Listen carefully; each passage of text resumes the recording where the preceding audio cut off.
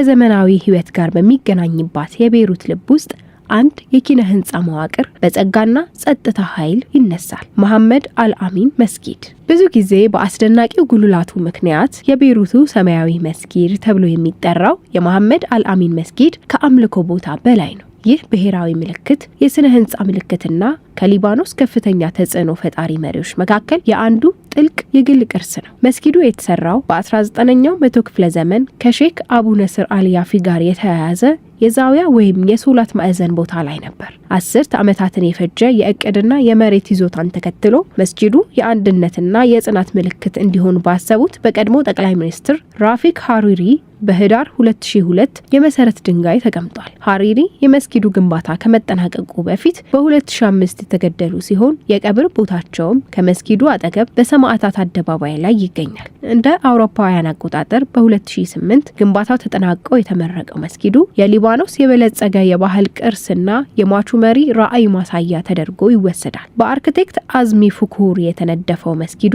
የኪነ ህንጻ ንድፉ ከኦቶማንና ከማምሉክ ዘይቤዎች መነሳሻነት የተሰራ ነው። በህንጻው ላይ ጎልተው ከሚታዩት የኪነ ህንጻ መገለጫዎች ውስጥ በወርቃማ ዘዬዎች ያጌጠ 48 ሜትር ስፋት ያለው ግዙፉ ሰማያዊ ጉልላት ዋነኛው ነው። በህንጻው 4 ማዕዘን ላይ የተቀመጡ እያንዳንዳቸው በግምት 65 ሜትር ቁመት ያላቸው 4 ሚናሬቶች ድንቅ የእምነበረድ ውስጠኛ ክፍል፣ ውስብስብ ኢስላማዊ ካሊግራፊና ያጌጡ ቻንድሌር መብራቶች የህንጻው ውበት መገለጫ ባህሪያት ናቸው። በ11000 ካሬ ሜትር ቦታ ላይ ያረፈው ይህ መስጊድ በአንድ ጊዜ ከ6000 በላይ ምዕመናንን የማስተናገድ አቅም አለው። ለግንባታው ቢጫ ሪያድ የድንጋይ ንጣፍ፣ ለውስጠኛው ክፍል የጣሊያን እምነበረድና ባለቀለም መስታወትና የእንጨት ስራ ጥቅም ላይ ውሏል። መስጊዱ በቤይሩት ወደብ ላይ በደረሰው ፍንዳታ ጉዳት ደርሶበት ነበር። መስኮቶቹ ተሰባብረዋል፣ የውስጥ አካላቱ ጠባሳ ላይ ወድቀዋል። ነገር ግን እድሳት ከተደረገለት በኋላ በድጋሜ ወደ ነበረበት ተመልሶ እንደገና ሃይማኖታዊና